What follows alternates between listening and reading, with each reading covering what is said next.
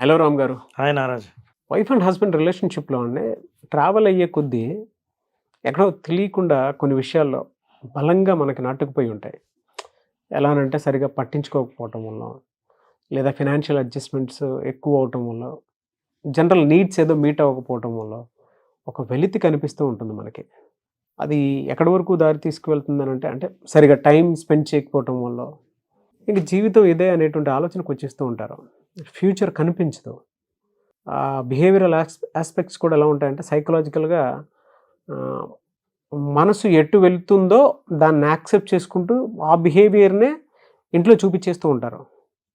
ఇంకిది అనేటువంటి క్లారిటీకొచ్చేస్తారు.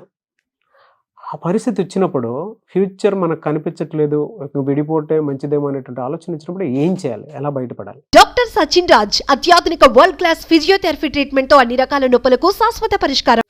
నారాజు, ఏ రిలేషన్షిప్ అయినా, ముఖ్యంగా భార్యాభర్తల రిలేషన్షిప్ భవిష్యత్తులో ఇద్దరు కలిసి ముందుకు వెళ్ళాలంటే ఒకరి ఎక్స్పెక్టేషన్స్ ఒకరిని అర్థం చేసుకొని ఆ ఎక్స్పెక్టేషన్స్ మీట్ అవుతూ ఉంటే అది నల్లేరు మీద నడికే ఇద్దరు చాలా సంతోషంగా ముందుకెళ్తారు. కానీ అలా అని ప్రతి రిలేషన్షిప్లో అద్భుతంగా ఉంటాయని అనుకోవడానికి లేదు. చాలా సమస్యలు వస్తుంటాయి. రిలేషన్షిప్ అంటేనే సమస్యలన్నీ ఉంటాయి. అయితే హోప్ లేని పరిస్థితి ఎప్పుడు వస్తుందంటే, సమస్యలు రావడం అనేది సంసారంలో ఒక భాగం అయితే వాటిని పరిష్కరించుకుంటూ వెళ్ళొచ్చు. పూర్తిగా ఆశ కోల్పోయే పరిస్థితి ఎప్పుడు వస్తుంది, ఆశని ఎప్పుడు కోల్పోతారు, అసలు నమ్మకమే ఎప్పుడు కోల్పోతారు? ఒకటి, నెంబర్ 1, ఒక వ్యక్తి అవసరమే ఉండి, అవసరం అనేది ఒక వ్యక్తికే ఉండి రెండో వ్యక్తికి ఏ అవసరం నీతో లేనప్పుడు వీ డోంట్ కేర్, అంటే మీ ఎక్స్పెక్టేషన్స్ నేను మీట్ కాక్కర్లేదన్నట్టుంటారు. ఇప్పుడు నాకు నీ అవసరం లేదు, నీకే నా అవసరం ఉంది అన్నప్పుడు నా ప్రవర్తన పట్ల నీకు ఏమాత్రం కంట్రోల్ ఉండదు, గ్రిప్ ఉండదు. అసలు నన్ను ప్రవర్తన కంట్రోల్ చేయాలనే ప్రయత్నం కూడా చేయరు. చేసిన నా ప్రవర్తనని నేను స్వేచ్ఛగా వాడుకుంటాను ఒకరి అవసరమే ఉన్నప్పుడు. రెండవది, ఫైనాన్షియల్ డిపెండెన్సీ అవతల వాళ్ళు ఎక్కువ ఉన్నప్పుడు. సంపాదించేవాడిని నేను, ఆధారపడింది నువ్వు అయితే నా ప్రవర్తన స్వేచ్ఛగా, నేనే ఎలాగైనా స్వేచ్ఛగా ప్రవర్తించవచ్చు అని.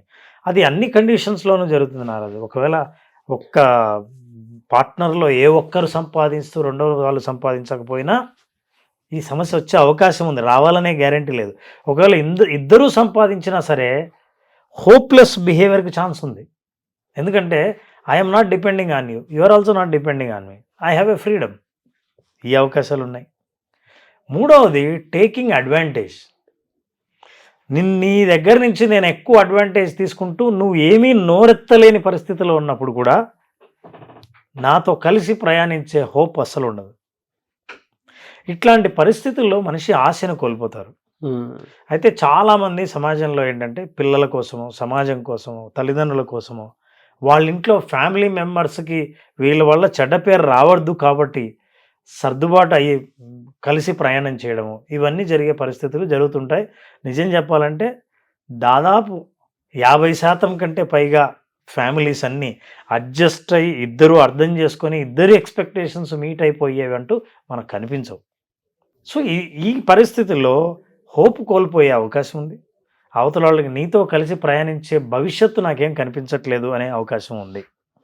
అయితే ఈ విషయం వాళ్ళ దృష్టి నుంచి చూస్తే అలా కనిపిస్తుంది. ఇప్పుడు మనం ఇక్కడ మాట్లాడుతున్నప్పుడు అట్లాంటి పరిస్థితుల్లో ఎలా ఆలోచించాలి, ఎలా చూడాలని మనం చెప్పాల్సిన అవసరం ఉంది. కాబట్టి అలాంటి పరిస్థితుల్లో మనం ఏం చెయ్యాలి, ఏం చేస్తే నేను ముందుకెళ్ళగలను అన్న ప్రశ్నకి మనం సమాధానం చెప్పాలి. కాబట్టి number 1, you have to assess evaluate your relationship. అసలు మన రిలేషన్షిప్లో ఎంతవరకు అర్థం ఉంది, ఎంత ఎక్స్పెక్టేషన్ నాకుంది అని ఒక్కసారి ఎవాల్యుయేట్ చేసిన తర్వాత నా ఎక్స్పెక్టేషన్ నేను అడ్జస్ట్ చేసుకోవాల్సిన అవసరం ఉంది. ఎందుకంటే నువ్వు ఇలా ప్రవర్తించాలి, ఇలా నన్ను చూసుకోవాలని అనుకుంటున్నప్పటి నుంచి నా హోప్ పూర్తిగా పోగొట్టుకుంటాను నేను. ఎందుకంటే అలా ప్రవర్తించకుంటే మనిషి నేను ఎక్స్పెక్ట్ చేసినట్టు హోప్ పోతూ ఉంటుంది. కాబట్టి నా ఎక్స్పెక్టేషన్స్లోనే నేను అడ్జస్ట్ చేసుకోవాల్సిన అవసరం ఉంది. సెకండ్, అడ్జస్ట్ చేసుకునే ముందు నా ఎక్స్పెక్టేషన్స్ను కమ్యూనికేట్ చేయాల్సిన అవసరం ఉంది. ఎలా? నేను ఆశించేది, నేను ఎక్స్పెక్ట్ చేస్తున్నది మన రిలేషన్షిప్లో ఇది. అట్లాగే అవతల వ్యక్తులు కూడా నువ్వు ఆశిస్తున్నది, ఎక్స్పెక్ట్ చేస్తున్నది ఏంటి అని స్పష్టంగా తెలుసుకోవడం ద్వారా అసలు నీ ఎక్స్పెక్టేషన్ నేను మీట్ అవ్వగలనా లేదా, నాకు ఎంత కెపాసిటీ ఉంది, ఎంత చేయగలను అన్న విషయం అక్కడ చర్చించుకోవచ్చు ఓపెన్గా. థర్డ్, కాన్ఫిడెన్స్ బిల్డ్ చేసుకోవాలి. పార్ట్నర్లో ఎవరైనా సరే పూర్తిగా ఆధారపడడం, పూర్తిగా అవతల వాళ్ళే చూసుకుంటారులే అని అనుకోవడం. యాజ్ ఎ హ్యూమన్ అత్యంత ఎక్కువ ఆధారపడినప్పుడు బయట పరిస్థితుల మీద మీ ఆనందం ఆధారపడి ఉంది కాబట్టి, బయట పరిస్థితులు ఎప్పుడైనా మారొచ్చు కాబట్టి మీ సంతోషానికి కూడా గ్యారెంటీ లేదు. కాబట్టి సెల్ఫ్ కాన్ఫిడెన్స్ బిల్డ్ చేసుకోవడానికి మనం కూడా కొన్ని స్కిల్స్ డెవలప్ చేసుకోవాలి. ఎందుకంటే అవతల వాళ్ళ పట్ల ఆశ కోల్పోతే, నీ దగ్గర సడన్గా నువ్వు ఒంటరి అయిపోతే, చేతిలో ఏ స్కిల్, ఏ పని ఏమీ తెలియని మనిషి ఏమవుతారు? రోడ్డున పడతారు. ఈ పరిస్థితి రాకూడదు అనుకుంటే మనం ధైర్యం తెచ్చుకోవాలంటే ఆ కాన్ఫిడెన్స్ బిల్డ్ చేయడానికి కొత్త స్కిల్స్ డెవలప్ చేసుకోవాలి. సో ఈ రకంగా మీరు ఆలోచన చేసినప్పుడు రిలేషన్షిప్లో ఎదుటి వాళ్ళ వ్యక్తితో కలిసి ప్రయాణించే భవిష్యత్తు కనిపించట్లేదని అన్నప్పుడు కూడా మన జీవితాన్ని మనం ఎలా ఆర్గనైజ్ చేసుకోవచ్చు, ఈ ఆలోచన ద్వారా మనల్ని మళ్ళీ రీబిల్డ్ చేసుకోవచ్చు. ఎప్పుడైతే మనం అవతల వాళ్ళ మీద అధిక ఆధారపడలేదని మనకి వాళ్ళకి తెలిసిందో, మనల్ని అడ్వాంటేజ్గా తీసుకోవడం తగ్గిస్తారు. పూర్తిగా నువ్వు నా మీదే ఆధారపడ్డామని తెలిసినప్పుడు నేను ఎలాగైనా ఆడించవచ్చు. కానీ అలా కాదు, తను ఆధారపడలేదు, స్కిల్స్ డెవలప్ అయ్యాయి, కాన్ఫిడెన్స్ డెవలప్ అయింది, జాబ్ చేసే సంపాదించే నిర్ణయాలు తీసుకునే కెపాసిటీ పెరుగుతోంది అని అనిపించినప్పుడు యువతల వ్యక్తి కూడా అవతల వాళ్లకు ట్యూన్ అవ్వడం మొదలు పెడతారు. తర్వాత నాన్ జడ్జిమెంటల్గా ఉండడం చాలా ఇంపార్టెంట్. మనం ఏదైనా ఒక నిర్ణయం తీసుకొని ఒక అభిప్రాయం ఏర్పరచుకొని అదే అభిప్రాయాన్ని పొడిచి అవతలతో మనం అంటూ ఉంటే మీకు అదే అనుభవాలే ఎదురవుతాయి. ఉదాహరణకి లైఫ్ కూడా ఎట్లా అందిస్తుందంటే నారాజు, ఈ హోప్ కోల్పోయినప్పుడు, ఫర్ ఎగ్జాంపుల్ నారాజు, నీకు డార్క్ కలర్ కోట్ ఇష్టం అనుకో, డార్క్ కలర్ ప్యాంట్ ఇష్టం అనుకో, నీ కారు డార్క్ కలర్ ఉందనుకో, ఆ తర్వాత డార్క్ కలర్ నీ రూమ్ పెయింటింగ్స్ అన్నీ వేసావు అనుకో, నువ్వు తీసుకున్న మోసే డైరీ డార్క్ కలరే అనుకున్నా, మీ ఇంటి కలర్స్ అన్నీ డార్క్. నేను నీకు ఒక గిఫ్ట్ ఇద్దాం అనుకున్నాను, ఆప్షన్స్ ఉన్నాయి, నేను ఎట్లాంటి కలర్ గిఫ్ట్ ఇస్తాను? కోర్స్ అంటే నాకు అవి ఇష్టం కాబట్టి డార్కే తీసుకొని వస్తారు. లైఫ్ కూడా మీరు రోజు ఇదే కంప్లైంట్తో, ఇదే ఫ్యూచర్ లేని హోప్లెస్నెస్తో, ఇవే బాధలు, ఇవే కష్టాలు మాట్లాడుతూ ఎప్పుడు ఈ బాధలు మీరు కలిగి ఉంటే లైఫ్ అదే వచ్చి గిఫ్ట్గా ఇచ్చేస్తుంది. So more you think you lose more hope. కాబట్టి హోప్ పెంచుకోవడం కోసం కొన్ని డెసిషన్స్ తీసుకొని ఓపెన్గా చర్చించి నాన్ జడ్జిమెంటల్గా మీ స్కిల్స్ని పెంచుకోగలిగితే మీకు మీ మీద హోప్ రావటమే కాదు, భవిష్యత్తును నేను కూడా కంట్రోల్ చేయగలనన్న నమ్మకం కలుగుతుంది. సార్ జనరల్గా అంటే ఫ్యూచర్ కనిపించట్లేదు అనుకున్నప్పుడు మానసిక స్థితిలో ఎలా ఉంటాయి సార్? అంటే ఏ సందర్భాలు ఎక్కువగా వాళ్ళకి అనిపిస్తూ ఉంటుంది వైఫ్ అండ్ హస్బెండ్లో అయితే? అంటే కొన్ని సిమ్టమ్స్ ఉన్నాయి కదా, ఈ సిమ్టమ్స్ కనుక వచ్చాయి అని అంటే మానసికంగా వాళ్ళు ఇంకా ఫ్యూచర్ కనిపించట్లేదు అనేటువంటి క్లారిటీకి వచ్చేస్తారు అని. ఇట్లాంటి సందర్భాలు వచ్చినప్పుడు నారాజు జనరల్గా ఒకరినొకరు అవాయిడ్ చేసుకోవడం మొదలు పెడతారు.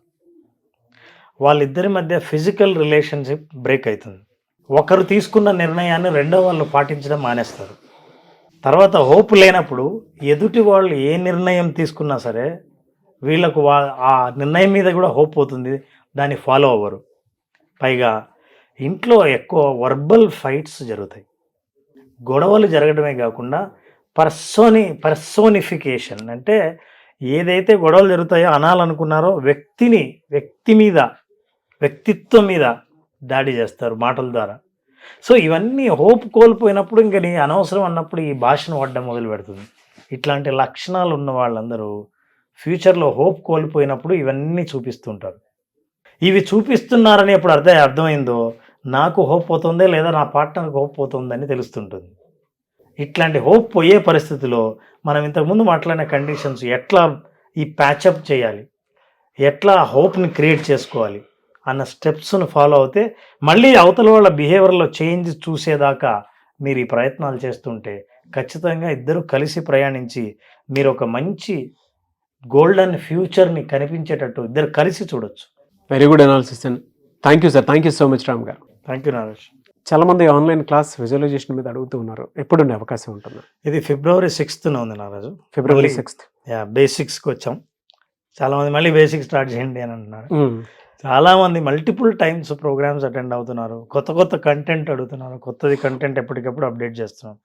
February 6th basic art of visualisation session start అవుతుంది. 5 రోజుల పాటు ఆసక్తి ఉన్న వాళ్ళు అటెండ్ అయితే తప్ప అసలు దానిలో ఉన్న బ్యూటీ కానీ దానిలో ఉన్న అనుభవం కానీ అర్థం కాదు. థ్యాంక్ యూ అన్న, thank you so much Ram garu. Thank you నాన్న. సో చూశారు కదండి వీడియో. ఈ వీడియోపై మీ అభిప్రాయం కమెంట్ బాక్స్లో పోస్ట్ చేయండి. ముఖ్యంగా మీరు కనుక రామ్ గారిది art of visualisation class attend అవ్వాలి అనుకుంటే స్క్రీన్ మీద మీకు కాంటాక్ట్ నెంబర్ కనిపిస్తుంది, దానికి మీరు కాల్ ఆర్ మెసేజ్ వాట్సాప్ చేసి వెంటనే ఎన్రోల్ చేసుకోండి. ఒకవేళ మీ కాంటాక్ట్ నెంబర్ కనెక్ట్ అవ్వట్లేదు అంటే మిస్టర్ నాగ్ అఫీషియల్ 1 అని నా ఇన్స్టాగ్రామ్ ఐడి ఉంది, దానికి మీరు పర్సనల్ మెసేజ్ పెట్టినా కూడా నేను రామ్ గారి టీమ్కి ఫార్వర్డ్ చేస్తాను. ఆ విధంగా సరే మీరు అప్రోచ్ అవ్వచ్చు. అండ్ ఈ వీడియో లైక్ చేయండి, షేర్ మాత్రం తప్పకుండా చేయండి. ఇలాంటి మరిన్ని వీడియోస్ కోసం మా ఛానల్ ఫాలో అవ్వండి. Thank you.